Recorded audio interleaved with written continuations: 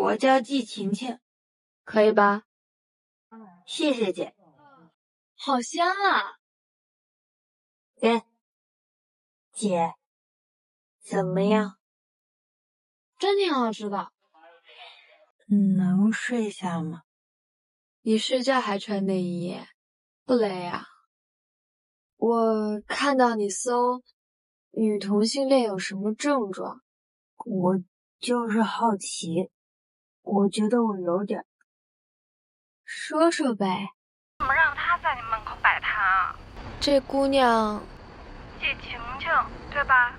你当年捉奸喊的那个姐，可是他妈啊！你知道了。我就在你门口摆摊，我哪儿也不去。别哭，我不想去，我本来想跟你说的。The summer heat settles heavily over a small southern Chinese town, the kind of place where time seems to stretch and memories cling to familiar streets. Qingqing spends her days pushing a modest food cart through these roads, the smell of grilled skewers trailing behind her. She is young, restless, and standing on the edge of departure. 先给钱5块。谢谢姐。 The city is calling her, promising a future that feels larger than this town has ever allowed. Yet before she can leave, someone unexpected enters her life. 我没来得及问你，你送个酒去那么久啊？姐，你多大了？我32了。你自己一个人？离了。为什么？狗男人乱搞呗。Pengyun lives quietly, running her small shop with a discipline shaped by years of disappointment. She is older than Qingqing, recently divorced, and keenly aware of how closely this town watches its women. Her past is complicated, tied loosely to Qingqing's family through an old, uncomfortable connection that neither of them speaks about openly. When Qingqing first notices her, it isn't desire that draws her in, but curiosity, an instinctive pull towards someone who feels lonely in a way she recognizes. 我结婚前一个小卖部，你呢？你们家干嘛的呀？哎，那边的送好单，赶快走啊！又来了啊！巷子口右拐，先躲躲，快快！ Their first conversations are tentative. Qingqing stops by the shop more often than necessary, inventing reasons to linger. Pengyun responds politely but cautiously, always keeping a small distance, as if closeness might invite trouble. 姐，我自己来吧。你着急回去吗？那你今天住姐家，明天在我店门口摆摊吧。你睡觉还穿内衣，不累啊？有点。脱了呗。Still, something softens between them. Their exchanges become warmer, quieter, filled with long pauses that say more than words ever could. In the stillness of shared afternoons, Qingqing begins to see past Pengyun's reserve, sensing the vulnerability beneath her composed exterior. As days pass, their connection grows through ordinary moments. They eat together, sit side by side without speaking, and share glances that linger just a second too long. Qingqing's youth brings lightness and boldness into Pengyun's carefully managed world.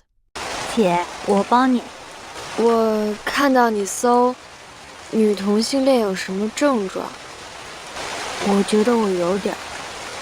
这事儿很正常，它也不是病，像发烧了一样，想女人。扭头看她。She laughs easily, dreams out loud, and talks about leaving for the city as if it's a promise she has already kept. Pengyun listens, torn between admiration and fear. She has lived long enough to know how fragile happiness can be, especially when it defies social expectations. 我就是告诉你，同性恋是什么样的。可是你刚刚把我抱得很紧，你跟我走吧。For Qingqing, the feelings come swiftly and without shame. What begins as fascination becomes longing, then something deeper, something she can no longer hide. She looks at Pengyun with open affection, her emotions transparent in every gesture. Pengyun, meanwhile, retreats inward. She feels the same pull, but is weighed down by the realities Qingqing has not yet encountered. Age, reputation, and the invisible boundaries imposed by their town. Eventually, Qingqing can no longer remain silent. In a moment charged with vulnerability, she confesses her love. It is not dramatic or loud, but it is fearless. She speaks of leaving the town and asks Peng Yun to come with her, to start again somewhere anonymous, somewhere kinder. The offer is both a declaration and an escape, collapsing hope, desire, and possibility into a single breath. Before Peng Yun can respond, reality intrudes. A phone call breaks the intimacy, dragging her back into the life she has built to survive. The interruption feels symbolic, an invisible wall snapping back into place. When she returns to Qingqing, something has shifted. Words fail her. Fear overtakes longing, and hesitation fills the space where an answer should be. The film moves fluidly between past and present, blurring time as memory does. Qingqing is later seen in the city, surrounded by movement yet profoundly alone.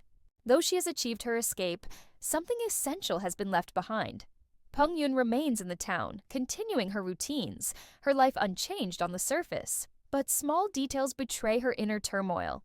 She eats food Qingqing once made, pauses in familiar places, and sits with a quiet ache she never voices. In the final moments, the film refuses certainty. A message is sent. A train may be boarded. The possibility of reunion lingers, but is never confirmed.